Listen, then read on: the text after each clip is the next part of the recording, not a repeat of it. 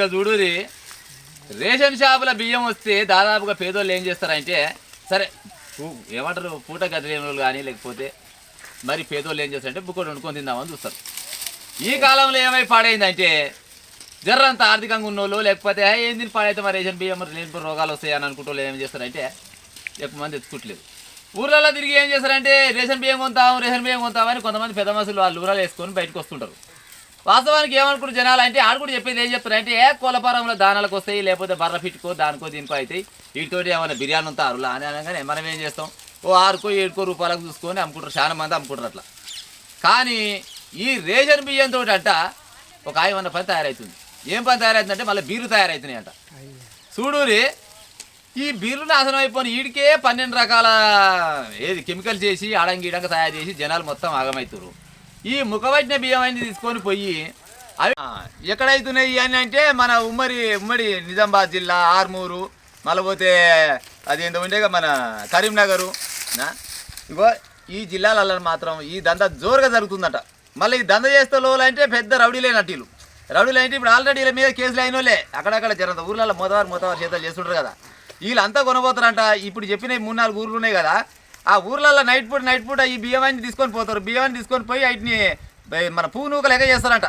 నూకలు చేసి గట్టినే పట్టుకున్నా కానీ పువ్వు నూకలు ఇవి అని చెప్పుకుంటే అందుకేమో నూకలు చేసి ఆ నూకలకి వెళ్ళి మరి ఇంకేటేడు తయారు చేసి పాడు చేస్తారు ఏం కాదనో కొనపోయి చక్కగా కొనపోయి బీర్లలో కలుపుతారంట. ఇక బీర్లలో కలిపితే ఇప్పుడు ఏంటంటే మన ఎక్కువ బేవరింపు వస్తాడు పులుపు ఎక్కువ అయ్యి బీరు తాగా బేవంటావు మనం మన కానీ బీరు ఇచ్చిన కంప్యూటర్ అనుకుంటాం కానీ అలా కలిసి మొత్తం ఇంకొక తాళతాలవి ఈ రేషన్ బియ్యం అన్నీ అంట ఇంకొక గిస వంటి కథలు పడుతున్నారు. మళ్ళీ ఈ డీలర్లు ఏం చేస్తారు అయితే ఇప్పుడు సపోజ్ ఒక భార్య భర్తలు ఇద్దరు ఉన్నారు అనుకో సరే 6 కిలోల బియ్యం ఇవ్వాలి.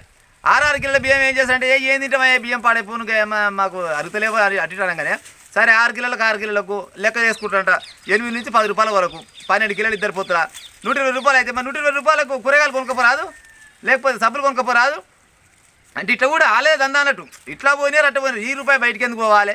ఇంకో డీలర్లో గిస వంటి పని చేసుకుంటా జనాలని ఇంకెంతగానో ముంచుతారా సన్నాసులారా మీరు. ఈ రేషన్ బియ్యాన్ని కూడా వదిలిపెట్టారు. అయితే రేషన్ బియ్యం కొనపోయి పూనూకలుగా చేసి మీరు బీర్ల తయారు మళ్ళీ దొడ్డు బియ్యం అయితే నడసాయంట. దొడ్డు బియ్యం అయితే అలా గంజి బాగా చిక్కగా వెళ్తుందట. ఆ దొడ్డు బియ్యం అయితే నడవదంట. ఆ దొడ్డు బియ్యాన్ని సన్నం చేస్తారు. ఉన్నాయంట 4-5 జిల్లాలలో మంచి నైట్ పూట మొత్తం ఇదేనంట. ఇప్పుడు ఈ కాలంలో ఏమన్నా రైస్ మిల్లు నడుస్తున్నా కానీ అవి బియ్యం మిల్లు నడుస్తాయంట.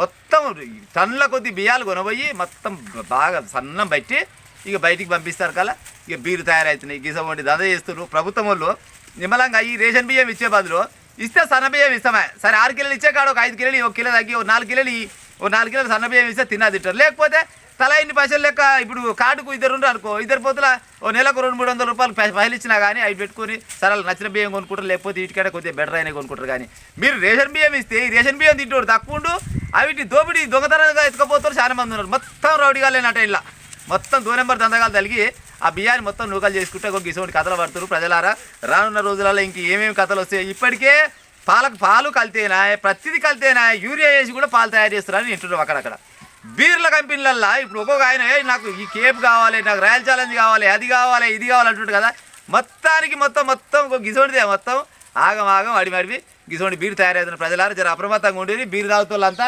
ఎండాకాలం పూట వస్తుంది కదా అమ్మకు ఫల్ల ఉంది బీరు అనుకొని పొట్టు తాగుతారు కదా ఇక అన్ని గిసోటి కల్తీలన్నీ కలుపుతారంట. ఇక ఉంటే ప్రభుత్వం వాళ్ళు జర ఎట్లా చేసి ఈ డీలర్ దొంగలు కానీ లేకపోతే బియ్యం ఎత్తుకపోతలు కానీ వాళ్ళపైన చర్య తీసుకొని లోపలేసి ఉపాయం చేయి జనాలు జీవిస్తారు. ఇక ఉంటా మరి సరే.